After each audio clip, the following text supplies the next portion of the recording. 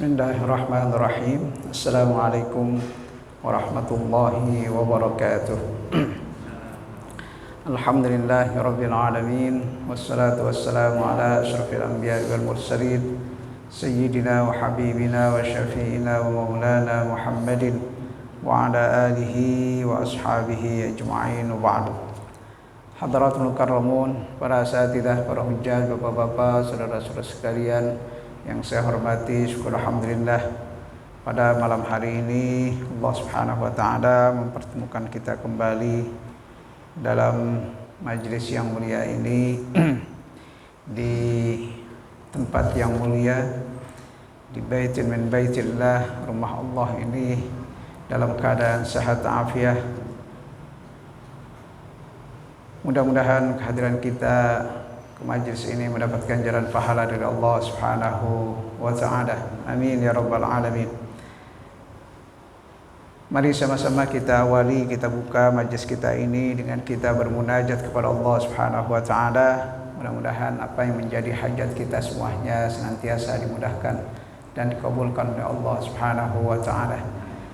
Ya Rabbi bil Mustafa balligh maqasidana waghfir lana ma madha ya wasi'al karami. Ya Rabbi bil Mustafa balligh maqasidana waghfir lana ma madha ya wasi'al karami. Ya akramal khalqi ma liman aludhu bihi siwaka 'inda hululil haditsil 'amimi. Ya Rabbi bil Mustafa balligh maqasidana waghfir lana ma madha ya wasi'al karami. Wa lan yadhiqa Rasulullah jahuka bi idil karimu tajanna bismi muntaqimi. Ya Rabbi bil Mustafa balligh maqasidana lana ma madha ya wasi'al karami. Allahumma salli wa sallim wa barik alaihi.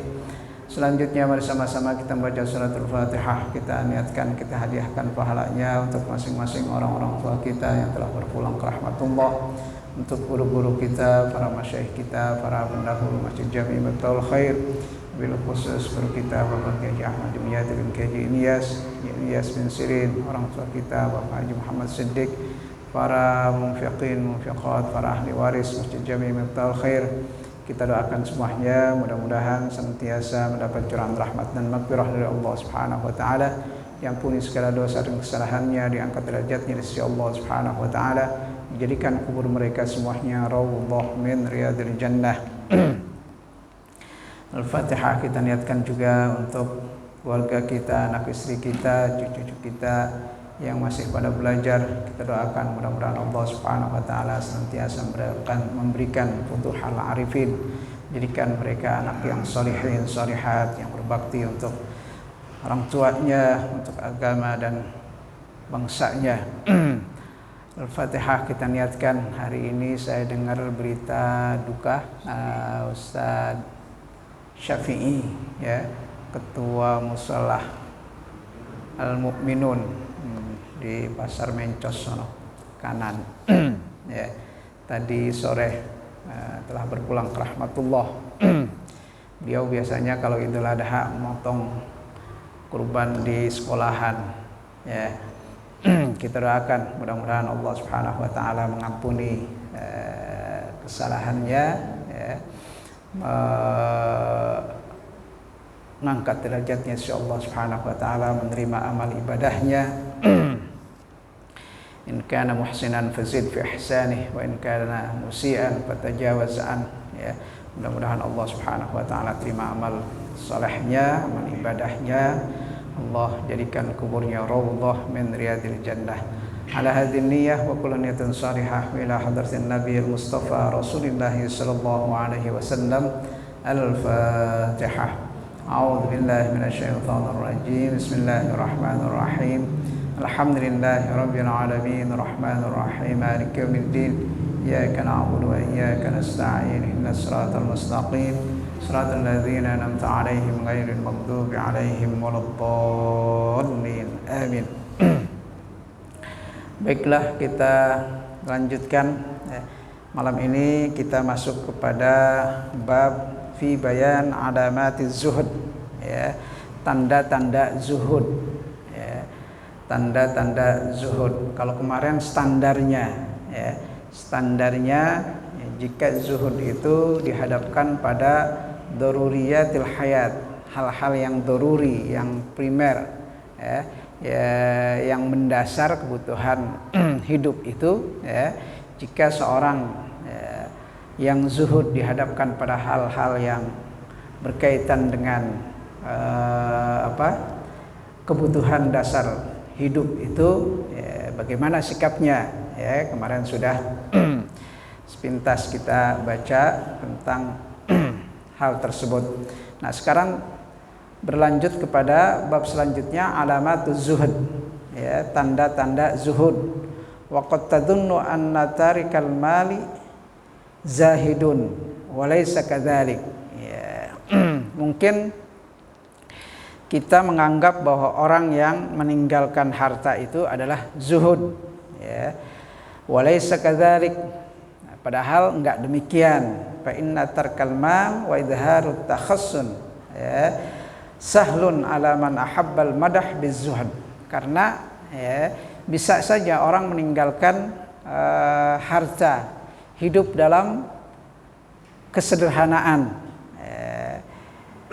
itu sangat mudah untuk dilakukan, apalagi buat orang-orang yang senang untuk disanjung, ya. Orang yang bertujuan, biar dianggap dia adalah sebagai seorang yang zuhud, ya. Dia perlihatkan di depan orang, dengan dia meninggalkan harta, atau dia memperlihatkan di mata orang lain hidup dalam kesederhanaan. Walaysa kadzalik, padahal tidak demikian. Fakam min rahibin qad lazama ad-dir wa qallala al-mat'am wa qawahu 'ala dzalika hubbul mahabbah. Banyak contoh.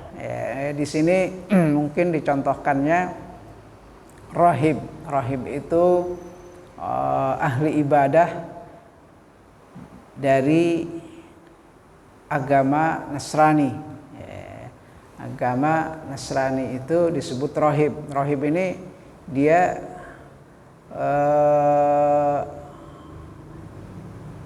sering menyendiri, itu namanya lazamad dir. Dir itu tempat ibadah buat orang-orang ahli ibadah di agama Nasrani. Di Mesir itu dulu, saya nggak tahu kalau sekarang, mungkin karena termasuk cagar budaya gitu, barangkali masih ada. Dulu di Gunung Sinai, di Mesir itu ada Gunung Sinai. Gunung Sinai itu tempat Nabi Musa menerima wahyu. Nabi Musa menerima wahyu, itu adanya di Gunung Sinai. Nah, di bawahnya itu dulu ada dir, ada diar atau dir. Itu tempat orang-orang Nasrani, yang ahli ibadah, pada tinggalnya di situ. Kerjaannya apa? Ya ibadah aja, ibadah sesuai dengan keyakinan mereka. Fakam min rahibin qad lazama ad-dir. Banyak para rahib, para ahli ibadah yang tinggalnya di dir, mengkhususkan diri untuk ibadah. Wa qallalat mat'am. Mereka nggak banyak makan, artinya makan ya seadanya. Enggak bermegah-megahan dalam makanan. Wa qawahu 'ala dzalika hubbul mahabbah atau muhammadah. Tapi tujuannya untuk apa? Ya, untuk supaya dinilai oleh orang lain bahwa dia itu adalah orang yang zuhud, yang meninggalkan dunia, meninggalkan kemewahan, tapi tujuan utama mereka itu bukan karena ibadah kepada Allah Subhanahu wa taala, tapi tujuannya adalah supaya mereka dipuji oleh orang lain sebagai ahli ibadah, ya. Niatnya untuk itu. Makanya kemarin pernah saya sampaikan tentang hadis niat, ya. Niat itu menjadi dasar kita melakukan ibadah kepada Allah Subhanahu wa taala.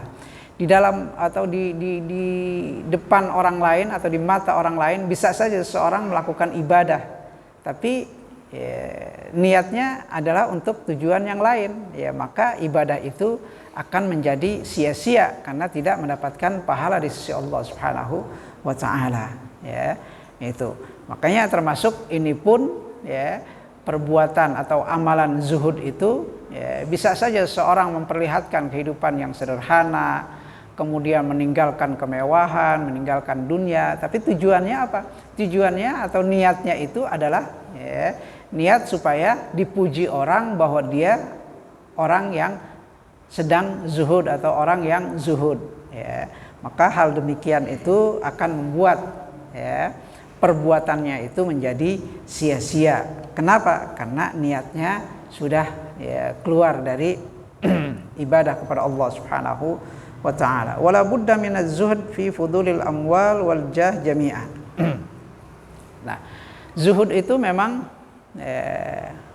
dasarnya itu adalah meninggalkan harta dan meninggalkan kedudukan. Hatta yakmulaz zuhd fi hududin nafs. Nah, tujuannya apa? Tujuannya ketika seseorang meninggalkan kemewahan, ketika seseorang meninggalkan kemegahan, ya, kemewahan dunia, ya, itu adalah untuk membersihkan hatinya. Hududun nafs itu maksudnya adalah untuk membersihkan hatinya. Untuk apa? Ya, membersihkan hatinya, ya, agar bisa beribadah kepada Allah Subhanahu wa taala dengan murni. Ya, ditinggalkan kemewahan dunia, ditinggalkan harta, ditinggalkan kedudukan, ya. Karena semua ini adalah hal-hal duniawi, ya, hal-hal yang duniawi, ya, yang dalam pandangan orang yang zuhud itu akan mengurangi, ya, ibadahnya kepada Allah Subhanahu wa taala. Maka itu ditinggalkan, ya, tapi meninggalkannya itu murni karena Allah Subhanahu wa taala, ya. Fa awwal ma'rifatu zuhdi muskil. Nah, untuk membentuk, ya, atau menjadikan hati ini bersih, ya, menjadikan hati ini bersih, ya, dalam ibadah kepada Allah Subhanahu wa taala adalah satu hal yang rumit, muskil, artinya susah memang, ya, susah. Waqad qala Ibnu Mubarak afdaluz zuhd ikhfa'uz zuhd, ya. Bahkan Ibnu Mubarak, ya, seorang sufi, seorang ahli ibadah, ya, salafus saleh, dia mengatakan afdaluz zuhd ikhfa'uz zuhd, ya. Bahkan zuhud yang paling afdal, yang paling mulia itu adalah, ya, menutupi sikap kita ketika kita zuhud, ya. Jadi zuhud itu, ya, diupayakan untuk ditutupi agar jangan dilihat orang lain, ya, karena memang amalannya ini lebih kepada pembersihan hati, ya, pembersihan jiwa untuk beribadah kepada Allah Subhanahu wa taala, ya.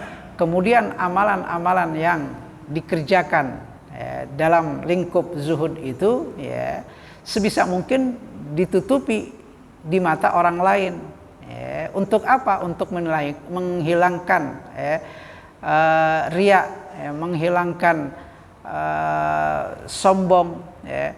Karena kalau diperlihatkan, ya, seperti tadi ada orang yang melakukan amalan-amalan zuhud, ya, tujuannya apa? Tujuannya biar dia menjadi orang yang dikenal sebagai orang yang zuhud.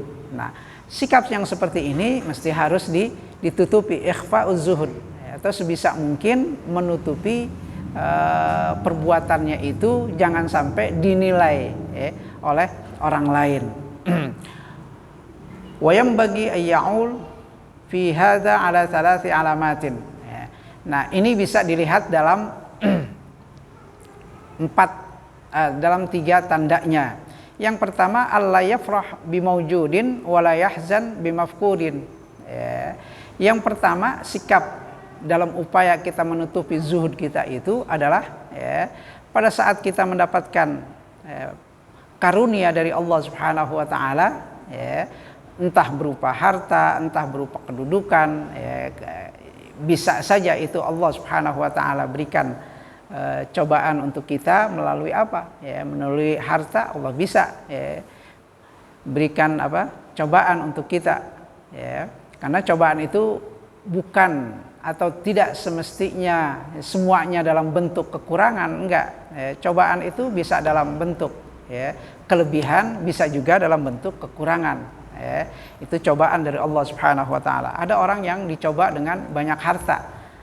Ada orang yang dicoba dengan kekurangan harta. Itu ada. Semuanya itu adalah cobaan, ujian dari Allah Subhanahu wa taala. Allah menguji, yang diberikan harta banyak berlimpah, Allah uji apakah dia bersabar dengan harta tersebut, apakah dia bisa memanfaatkan pemberiannya itu untuk ibadah kepada Allah Subhanahu wa taala, apa tidak. Itu semua ujian, Sebaliknya juga ketika Allah Subhanahu wa taala menguji seorang dengan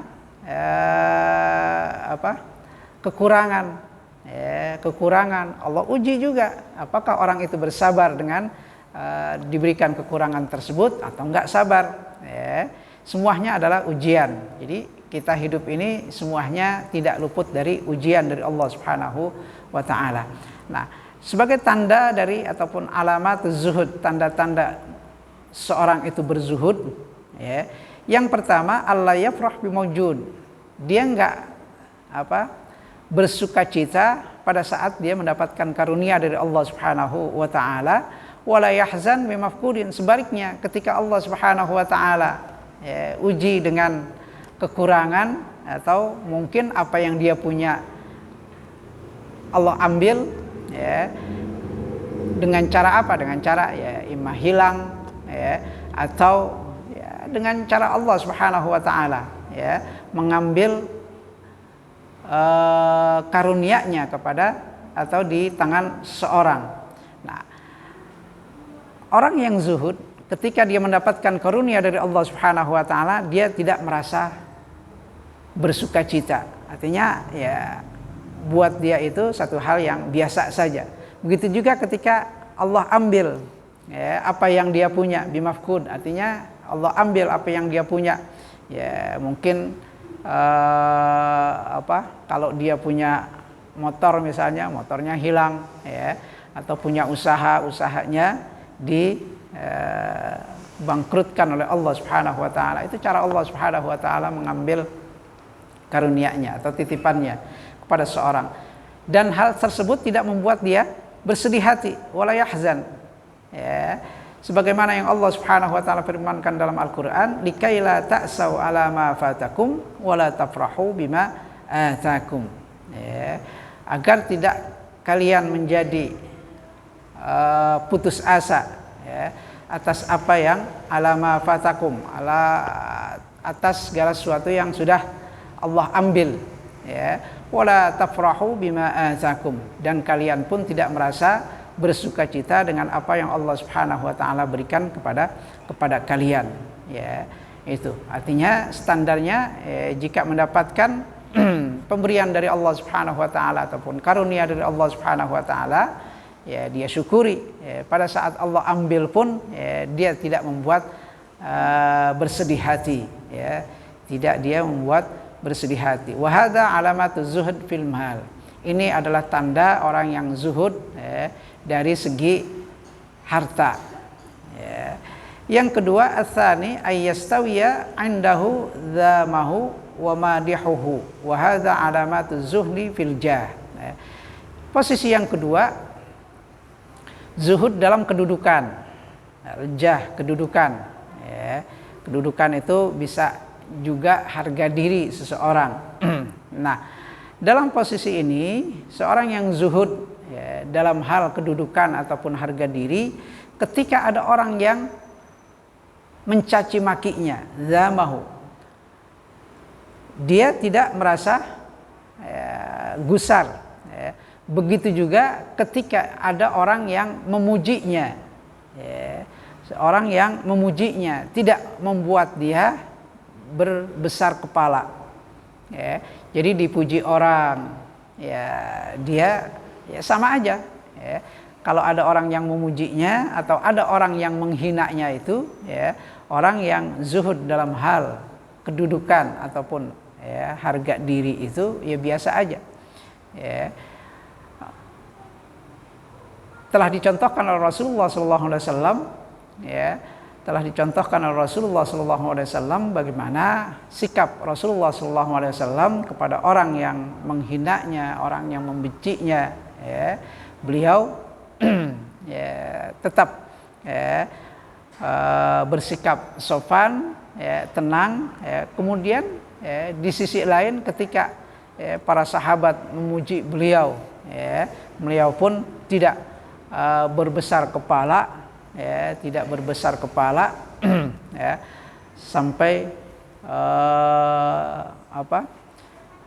mengatakan kalau dia adalah ya, hamba ataupun manusia yang patut disembah. Enggak, ya.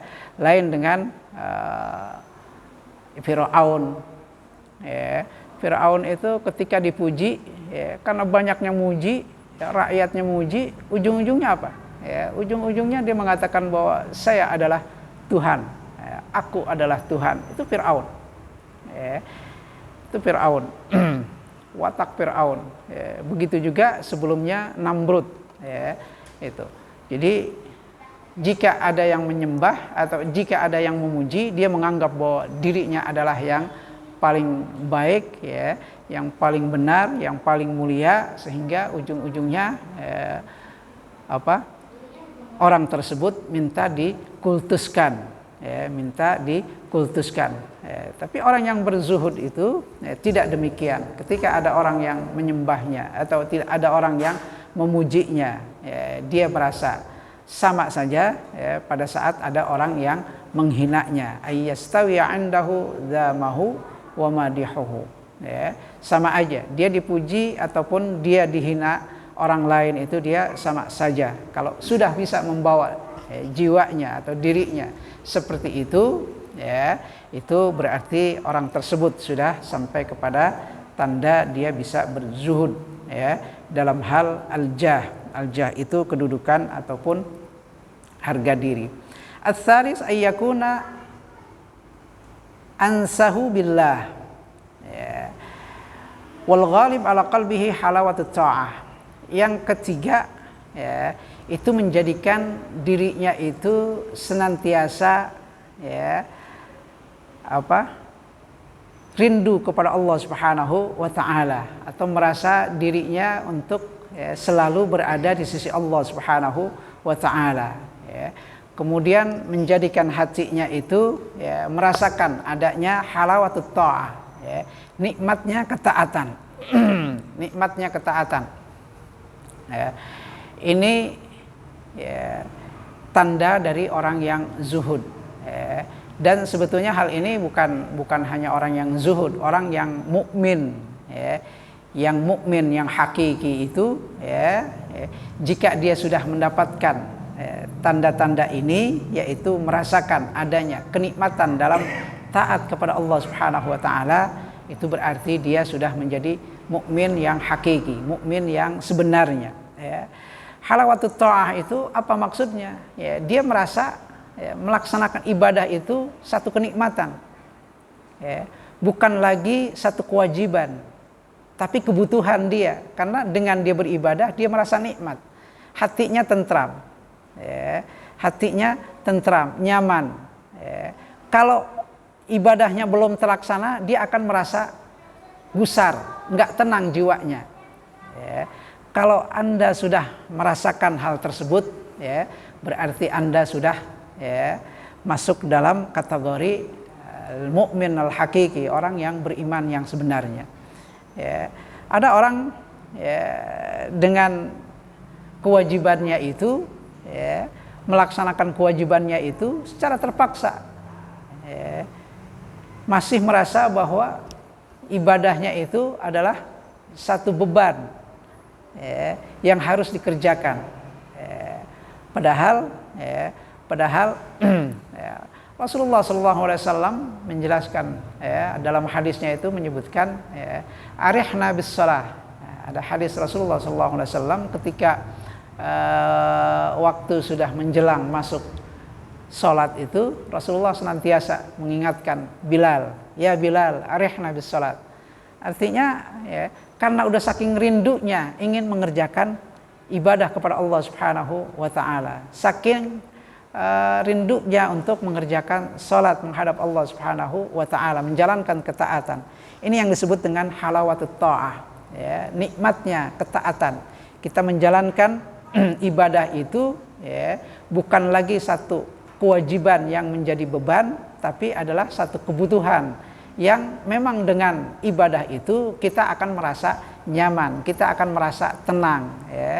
Jadi kalau orang sudah merasakan hal tersebut, berarti dia sudah merasakan halawatut ta'ah, nikmatnya ketaatan kepada Allah Subhanahu wa taala. Jadi membuat ibadah itu tidak lagi satu hal ataupun kewajiban yang memberatkan. Kalau kewajiban itu akan jadi berat. Ibadah itu, kalau masih merasa bahwa ibadah itu adalah kewajiban yang harus ditunaikan, akan merasa berat. Tapi kalau ketaatan itu sudah dirasakan manisnya atau nikmatnya kita menjalankan ketaatan, maka itu akan menjadi kebutuhan. Kalau kebutuhan, pastinya kita akan senantiasa mencarinya untuk segera kita laksanakan. Ini yang dicontohkan oleh Rasulullah SAW dalam hadis tadi, bahwa Rasulullah SAW kalau sudah menjelang waktu sholat itu, beliau bilang ke muadzinnya, Bilal bin Rabah, ya Bilal, arihna bis shalah. Karena ngurusin dunia atau mikirkan dunia itu kan buat jadi beban hidup. Makanya hal itu bisa dihilangkan, diobati dengan apa? Dengan menjalankan ketaatan kepada Allah Subhanahu wa taala. Karena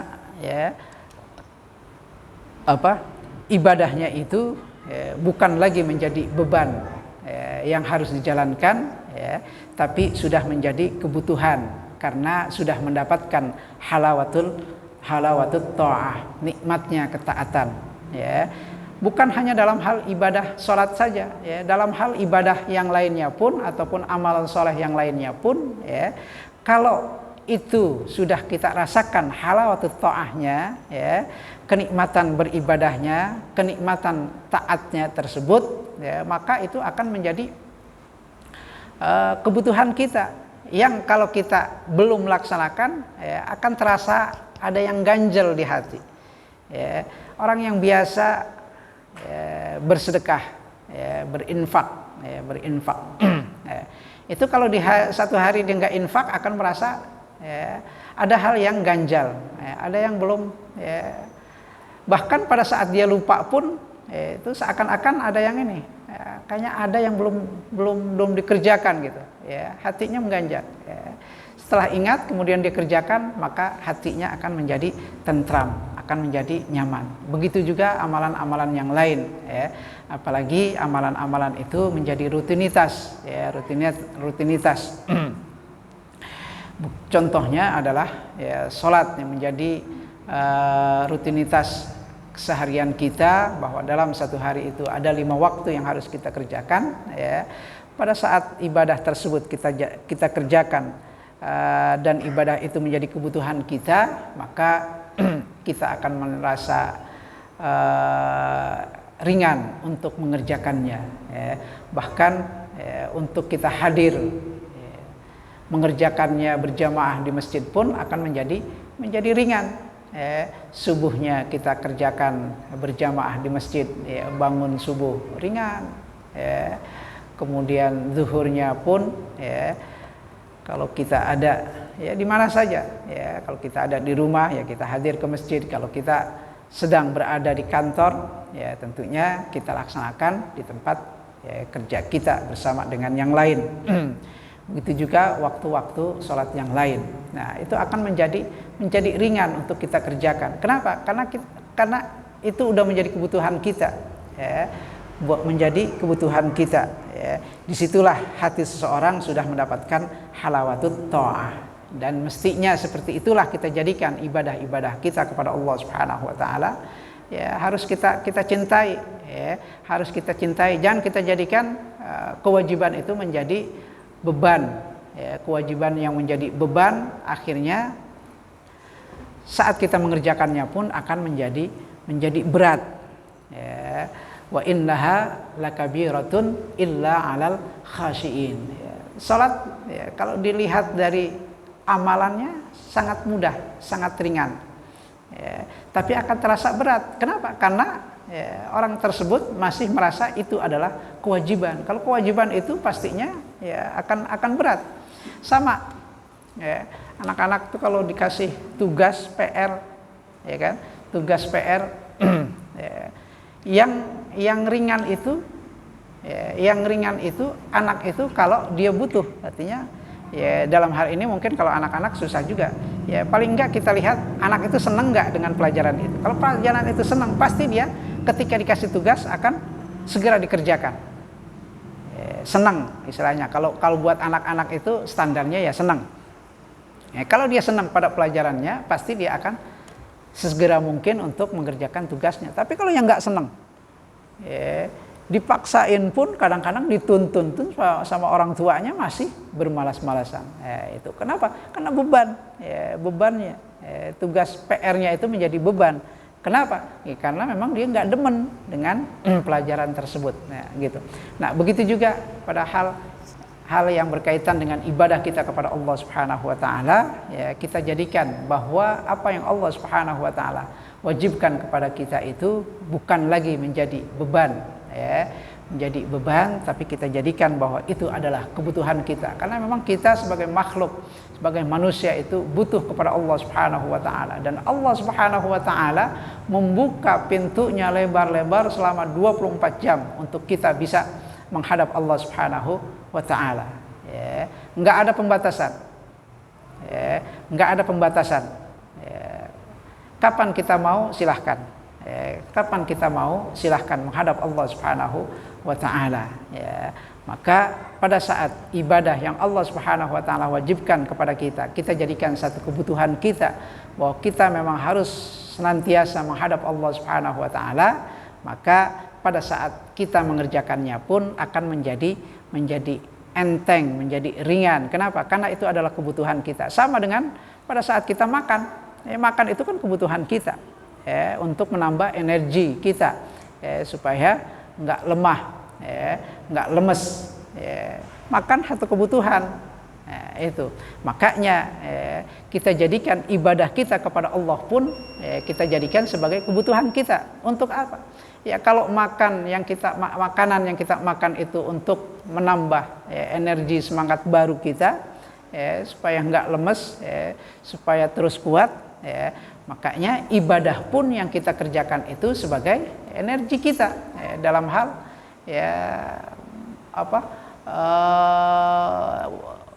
bukan dalam hal jasmaninya, tapi rohani kita mesti harus diberikan masukan juga,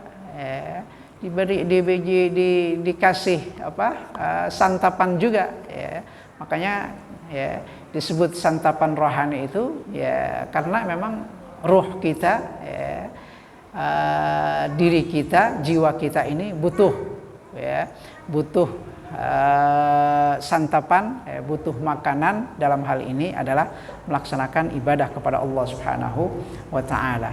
Fa amma mahabbatud dunya wa mahabbatullah taala fahuma fil qalb kal ma'i wal hawa fil qadah. Kemudian cinta seseorang kepada dunia dan cinta seseorang kepada Allah Subhanahu wa taala, di sini diperumpamakan sebagai air dan udara yang ada di satu wadah. Karena cinta itu kan adanya dalam hati. Orang cinta dunia, orang cinta dunia itu rasa cintanya itu ada dalam hati. Begitu juga ketika seorang cinta kepada Allah Subhanahu wa taala. Cinta kepada Allah Subhanahu wa taala, rasa cintanya itu dalam hati. Cinta kepada dunia, implementasinya, kenyataannya itu seorang lampiaskan dengan apa? Ya mungkin dia menumpuk harta, mungkin dia cinta kepada hal-hal yang duniawi. Hal-hal yang duniawi, jabatan, wanita, apa segala macam. Itu hal-hal yang duniawi. Tapi ungkapan rasa cintanya itu ada dalam hati. Begitu juga seseorang yang cinta kepada Allah Subhanahu wa taala. Rasa cintanya dalam hati. Ungkapannya dalam bentuk apa? Dalam bentuk dia menjalankan ketaatan kepada Allah Subhanahu wa taala. Dalam bentuk dia menjalankan ibadah kepada Allah Subhanahu wa taala. Dalam bentuk dia menjalankan atau melakukan amal-amal soleh. Itu. Nah, perumpamaan cinta yang dalam hati ini, cinta kepada dunia dan cinta kepada Allah Subhanahu wa taala bagaikan udara dan air. Kalau kita umpamakan udara dan air dalam satu botol, kalau botolnya kosong, nggak ada airnya, maka udara yang ada dalam botol itu penuh. Udara yang ada di dalam botol itu penuh karena nggak ada airnya. Kalau kita isi air penuh dalam botol itu, maka udara kosong. Kalau udara nggak ada di dalam botol itu, yang ada apa? Yang ada airnya, ya kan? Nah, kalau kita isi botol itu setengahnya air, maka akan kita katakan bahwa di dalam botol itu setengahnya air, setengahnya udara, ya kan? Nggak mungkin, ya, dalam satu botol kita katakan di botol itu penuh udara dan penuh air, nggak mungkin, ya, nggak mungkin. Ya, botol itu kita katakan di dalam botol itu penuh air dan penuh udara, ya. Mesti harus imma penuh udara, imma penuh air. Kalau kita isi air, airnya yang penuh, udaranya nggak ada. Kalau kita kosongkan, airnya nggak ada, udaranya penuh. Kalau airnya kita isi setengah, setengahnya air, setengahnya udara. Itu. Begitu juga cinta kita kepada Allah Subhanahu wa taala dan cinta kepada dunia. Nggak mungkin 100% cinta kepada Allah Subhanahu wa taala, 100% cinta kepada dunia. Mesti harus ada yang ngalah. Imma cintanya lebih besar kepada Allah Subhanahu wa taala atau cintanya lebih besar kepada dunia. Kalau cintanya lebih besar kepada dunia, berarti cinta kepada Allahnya lebih sedikit. Begitu juga sebaliknya, jika cintanya kepada Allah Subhanahu wa taala lebih besar, maka cinta kepada dunianya akan sedikit. Nah, seperti itu. Nah, ini perihal hati. Cuma memang kita nggak bisa menilai hati seseorang. Kita tidak bisa menilai hati seseorang. Nah, orang yang zuhud itu dia jadikan hatinya itu lebih cinta kepada Allah Subhanahu wa taala dan dia kurangi cintanya kepada dunia. Perihal dia menguranginya itu di bawah 50% atau di bawah 40% atau di bawah 30%. Nah, itu nanti tergantung dari prosesnya. Pada prosesnya, makanya di awal-awal itu disebutkan salah satu di antara tandanya itu meninggalkan hal-hal yang sifatnya duniawi, baik berupa harta ataupun kedudukan dan yang lainnya yang sifatnya duniawi itu dikurangi. Kalau dalam prosesnya demikian, dikurangi sampai nanti pada saatnya cintanya kepada Allah Subhanahu wa taala itu akan menjadi cinta yang lebih tinggi, karena memang tujuannya itu adalah mahabbatullah, cinta kepada Allah Subhanahu wa taala melalui apa? Melalui menjalankan ibadah kepada Allah Subhanahu wa taala, menjalankan ketaatan kepada Allah Subhanahu wa taala. Mudah-mudahan Allah Subhanahu wa taala senantiasa memberikan taufik dan hidayah pada kita untuk istiqamah dalam menjalankan ketaatan kepada Allah Subhanahu wa taala, menjalankan ibadah kepada Allah Subhanahu wa taala, dan kita senantiasa mohon kepada Allah Subhanahu wa taala pada saat Allah Subhanahu wa taala mematikan kita Allah matikan kita dalam keadaan husnul khatimah. Amin ya rabbal alamin. Ya arhamar rahimin, ya arhamar rahimin, ya arhamar rahimin. Farrij 'alal muslimin, ya arhamar rahimin. Ya arhamar rahimin, ya arhamar rahimin. Farrij 'alal muslimin. Wa'fu 'anna ya Allah, wa'fu 'anna ya Karim, wa'fu 'anna ya Rahim birahmatika ya arhamar rahimin. Allahumma ij'al jam'ana hadza jam'an mubaraka waj'al tafarruqana min ba'dihi tafarruqan ma'suma.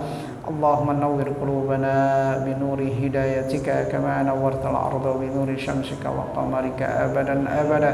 اللهم انفعنا بما علمتنا وعلمنا علوما تنفعنا في الدين والدنيا والآخرة. اللهم اجعلنا ممن يستمعون القول فيتبعون أحسنه. ربنا تقبل منا إنك أنت السميع العليم وتب علينا إنك أنت التواب الرحيم. ربنا آتنا في الدنيا حسنة وفي الآخرة حسنة وقنا عذاب النار وادخلنا الجنة مع الأبرار يا عزيز يا غفار يا رب العالمين. سبحان ربك رب العزة عما يصفون وسلام على المرسلين والحمد لله رب العالمين. والعفو منكم. السلام عليكم ورحمة الله وبركاته.